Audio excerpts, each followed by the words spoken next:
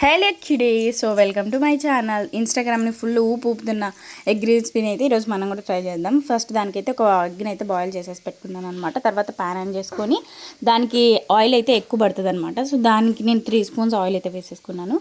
And then తర్వాత ఇక్కడ అందరు కారం పొడి యూజ్ చేస్తారు కదా, బట్ నాకు పెప్పర్ ఇష్టం కాబట్టి నేను పెప్పర్ అయితే యాడ్ చేద్దాం అనుకుంటున్నాను. అంతలోకి ఆయిల్ హీట్ అయ్యే లోపల ఎక్కడ అయితే ఒక ఎగ్, యాక్చువల్గా అయితే 2 ఎగ్స్ కావాలన్నారు, బట్ ఎందుకు వేస్ట్ చేయడము, ఎట్లా వస్తుందో తెలియదు కాబట్టి నేనైతే 1 ఎగ్ అయితే తీసుకొని బాగా బీట్ చేసేసుకున్నాను అనమాట. ఫస్ట్ ఆయిల్ వేసి దాని తర్వాత దీన్ని అయితే వేసుకొని దాన్ని ఏం డిస్టర్బ్ చేయాల్సిన అవసరం లేదు, అట్లనే పెట్టేసి. చూస్తారు కదా ఆయిల్ ఎంత వేస్ట్ అయిపోతుందో.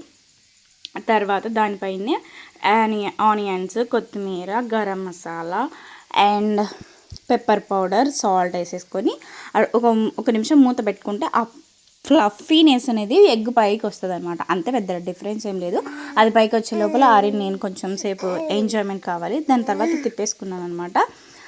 కొంచెం టెన్షన్ వచ్చేసింది అది ఎట్లా ఇరిగిపోతుందేమో అని, బట్ బాగుంది. దీని తర్వాత ఈ తిప్పిన సైడ్ కూడా మనం కొంచెం సాల్ట్, ఆనియన్స్ ఇవి వేసేసుకోవాలన్నమాట.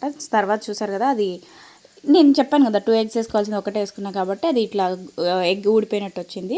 మనకు ఆత్రం ఎక్కువ కాబట్టి చల్లగా నాకు తినొచ్చు కదా. అందరూ ఏమని చెప్పారు, వేడిగానే తినాలని ట్రై చేశారు. It's my reaction. బాగుంది, ఎగ్ ఆమ్లెట్ కలిపి తిన్నట్టు పెద్ద డిఫరెన్స్ ఏం లేదు. మీకు నచ్చినట్టయితే సబ్స్క్రైబ్